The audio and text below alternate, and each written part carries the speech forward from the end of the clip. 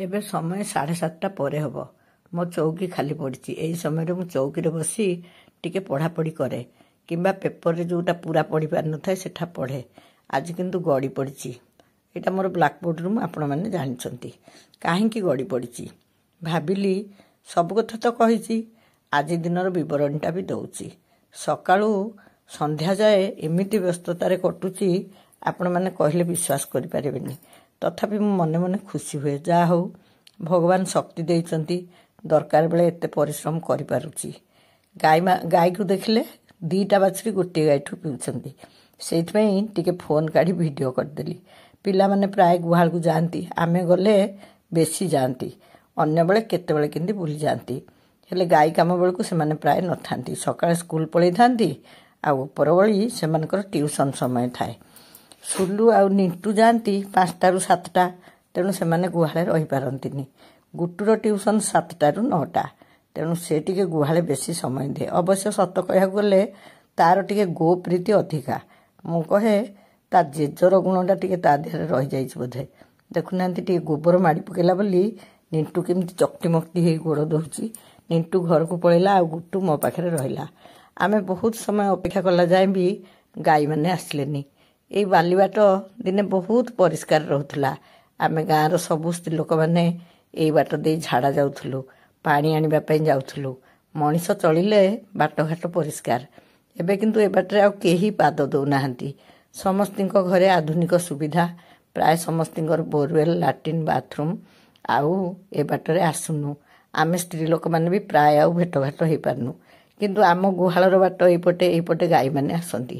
ଆମେ ବହୁତ ସମୟ ଅପେକ୍ଷା କଲା ଯାଏ ବି ସେ ଗାଈମାନେ ଆସିଲେନି। ଶିବ ବୋଧେ ଯାଇକି ତାଙ୍କୁ ବାଡ଼େଇ ଆଣୁଥିଲା। ମୁଁ ତ କାଲିଠୁ କହିସାରିଛି ଶିବ ନାହିଁ। ତେଣୁ ଆରମ୍ଭରୁ ଶେଷ ଯାଏ ସମସ୍ତ ଗାଈ କାମ ଆମକୁ ହିଁ କରିବାକୁ ପଡ଼ିବ। ହଠାତ୍ ଏମିତି କାହାକୁ ଆମେ ଠିକ୍ କରିଦେବୁ ଯେ ଆମ ଗାଈଙ୍କର କାମ ସେ ଜାଣିଯିବ ଆଉ କରିପକେଇବ। ନିଜେ କରିବା ଛଡ଼ା ଗତ୍ୟାନ୍ତର ନାହିଁ। ଗାଈମାନେ ଆସିବା ଯଦି ଅନ୍ଧାର ଯାଏ ରହିଯିବେ, ତାହେଲେ ବହୁତ ଡେରି ଯାଏ ଗୁହାଳେ ରହିବାକୁ ପଡ଼ିବ, ଆଉ ବହୁତ ମଶା କାମୁଡ଼ା ବି ଖାଇବାକୁ ପଡ଼ିବ। ସେଥିପାଇଁ ମୁଁ ସାହସ କରିକି ବାହାରିଲି। ଯେଡ଼େ ଅରମା ହଉ ମ, ଯାଇକି ଗାଈଙ୍କୁ ତଡ଼ି ଆଣିଲେ କାମ ଟିକେ ଶୀଘ୍ର ହେଇଯିବ। ମୁଁ ବାହାରିଲି ତ ମୋ ପଛେ ପଛେ ଗୁଟୁ ବି ବାହାରିଲା। ମୁଁ କହିଲି ହଉ ଦେ ଚାଲେ। ଅତି ଗୁଡ଼େ ଡରୁଆ ହେବାକୁ ମୁଁ କେବେ ବି ପସନ୍ଦ କରେନି। ଦୁଃସାହସିକ ହେବା କଥା ନୁହେଁ, କିନ୍ତୁ ସାହସୀ ହେବା ପକ୍ଷରେ ମୁଁ ସବୁବେଳେ କହିବି, ଯୋ ଡର ଗୟା ସୋ ମର ଗୟା। ମୁଁ ସେଠୁ ଗଲି ଗାଈ ବାଡ଼େଇ ଆଣିବାକୁ। ଗୁଟୁ ଜିଦି ଧରୁଥିଲା। ମୁଁ ତାକୁ ବୁଝେଇଦେଲି। ମୁଁ କହିଲି ଦେଖେ, ତୁ ଏଇଠି ଗୋଟେ ବାଡ଼ି ଧରିକି ଠିଆ ହ, କାଳେ ଏପଟ ରାସ୍ତାରେ ଗାଈ ପଳେଇବେ, ଗାଈକି ବାଡ଼େଇବୁ ଆଉ ମୋର ଭିଡ଼ିଓ କରିବୁ। ସେ ମୋ କଥା ମାନି ସେଇଠି ଠିଆ ହେଲା। ପ୍ରକୃତରେ ଗାଈଙ୍କୁ ବାଡ଼େଇଲା, ଆଉ ମୁଁ ଦୂରରୁ ଗାଈ ଆଣୁଥିବା ବେଳର ଭିଡ଼ିଓ ହିଁ କଲା। ନହେଲେ କିଏ କାମ ବେଳେ ଭିଡ଼ିଓ କରିବ? ମୋର ଗୋଟେ ପ୍ରକୃତି ଅଛି।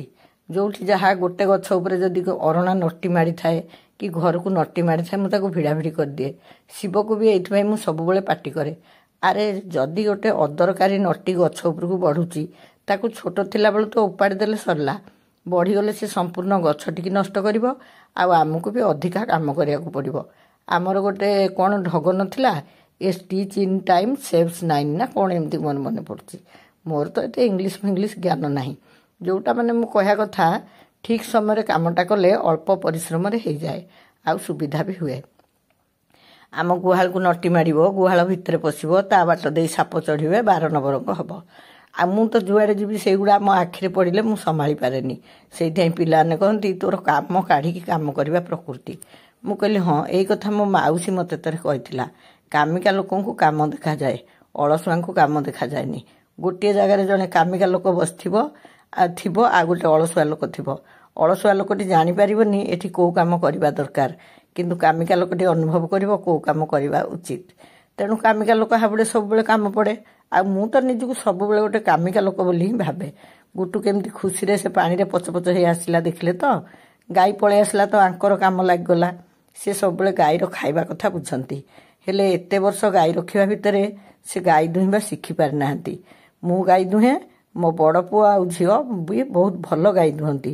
ମୋ ପୁଅ ତ ଏତେ କମ୍ ବୟସରେ 5-7 ଲିଟର ଗାଈ କ୍ଷୀର ଦୁହିଁ ଦେଉଥିଲା। ସେ ଯେତେବେଳେ ଖଣ୍ଡଗିରି ଇଣ୍ଟିଗ୍ରାଲ ସ୍କୁଲରେ ପଢ଼ୁଥିଲା, ଥରେ ଏଇ କଥା ଦେଖିବା ପାଇଁ ଚିତ୍ତ ଭାଇ ଆମ ଘରକୁ ଆସିଥିଲେ। ଅବଶ୍ୟ ଚିତ୍ତ ଭାଇଙ୍କ ସାଙ୍ଗରେ ଆମ ପରିବାରର ସମ୍ପର୍କ ବହୁତ ପୁରୁଣା। ଆପଣମାନେ ଜାଣିପାରୁଛନ୍ତି ତ ମୁଁ କେଉଁ ଚିତ୍ତ ଭାଇଙ୍କ କଥା କହୁଛି? ପ୍ରାବନ୍ଧିକ ଚିତ୍ତରଞ୍ଜନ ଦାସ ତାଙ୍କରି କଥା ମୁଁ କହୁଛି। ସେମାନେ ତ ସବୁ ମୌଳିକ ଶିକ୍ଷାର ପୁରୋଧା ଥିଲେ ନା, ତେଣୁ ଯେଉଁ ପିଲାମାନେ ପାଠ ପଢ଼ିବା ସହିତ ଏଇଭଳିଆ କାମ କରୁଥିଲେ ସେମାନେ ତାଙ୍କୁ ଉତ୍ସାହିତ କରୁଥିଲେ। ହେଲେ ମୋତେ ବେଳେବେଳେ ଭାରି ଚିଡ଼ି ଲାଗେ, ମଲା ଯାଏଁ କ'ଣ ମୁଁ ଏମିତି କାମ କରୁଥିବି? ମୋ ଇଚ୍ଛା ମୁତାବକ ଟିକେ ସମୟ ବଞ୍ଚି ପାରୁନଥିବି? ସକାଳୁ ଇଚ୍ଛା ହେଉଥିଲା ଆପଣମାନଙ୍କୁ ଗୋଟେ ଭିଡ଼ିଓ କରିଦେଇକି ମୋ ନିଜ କଥା କହିବି। ସେଇଟା ବି ମୋର ଗୋଟେ ଅଭ୍ୟାସରେ ପରିଣତ ହୋଇଗଲାଣି। ମୋ ଦୁଃଖ ସୁଖ ଆପଣଙ୍କ ସାଙ୍ଗେ ନ ବାଣ୍ଟିଲେ ମୋତେ ଭଲ ଲାଗୁନାହିଁ। ହେଲେ ଦେଖନ୍ତୁ, ସକାଳୁ ଏପର୍ଯ୍ୟନ୍ତ ମୋର ନିଜସ୍ୱ ସମୟ ବୋଲି କିଛି ନଥିଲା। ଏଇ ତ ଏ ଗାଈଟାକୁ ପୁଣି ଗାଧେଇ ଦେବାକୁ ପଡ଼ିଲା। ସେ ଭୀଷଣ ଅସନା ହେଇଥିଲା। ଆଉ ଗାଧେଇ ଦେଲା ବେଳର ଯଦି ଭିଡ଼ିଓ କରିବି ତାହେଲେ ଫୋନ୍ ଧରିବି କେଉଁ ପଟେ, ପାଣି ପାଇପ୍ ଧରିବି କେଉଁଥିରେ? ଅବଶ୍ୟ ଆପଣମାନେ ସମସ୍ତେ ବେଳେବେଳେ ଗାଈ ଭିଡ଼ିଓ ଦେଖିବାକୁ ଚାହାନ୍ତି। ସେଇଥିପାଇଁ ମୁଁ ଭାବୁଥିଲି ଏବେ ଯେହେତୁ ସବୁ ଗାଈର କାମ କରିବାକୁ ପଡ଼ୁଛି, ଏଇ ମୌକାରେ ଟିକେ ଭିଡ଼ିଓ କରିଦେବି। ହେଲେ ସତ କହୁଛି, ଭିଡ଼ିଓ କରିବାକୁ ଇଚ୍ଛା ଥିଲେ ବି ଉପାୟ ନଥାଏ। ସକାଳ ଓଳି ପିଲାମାନେ ସ୍କୁଲ ଯାଆନ୍ତି, ବୋହୂମାନେ ଘରର ଯାବତୀୟ କାମରେ ଲାଗିଥାନ୍ତି। ଆଉ ଏବେ ତ ମୁଁ ଗୁହାଳକୁ ଯାଉଛି ବୋଲି ମୋ ଲୁଗାପଟା ସଫାସୁତୁରାଠୁ ଆରମ୍ଭ କରି ସବୁ କାମ ସେମାନେ କରିଦେଉଛନ୍ତି। କହୁଛନ୍ତି ବୋଉ ତମେ ତ ଗୁହାଳକୁ ଯାଉଛ, ଏପଟ କାମ ଆମେ କରିଦେବୁ। ମୁଁ ଆସି ଗଣ୍ଡିଏ ଖାଇ ଟିକେ ବସି ଯାଇଥାନ୍ତି।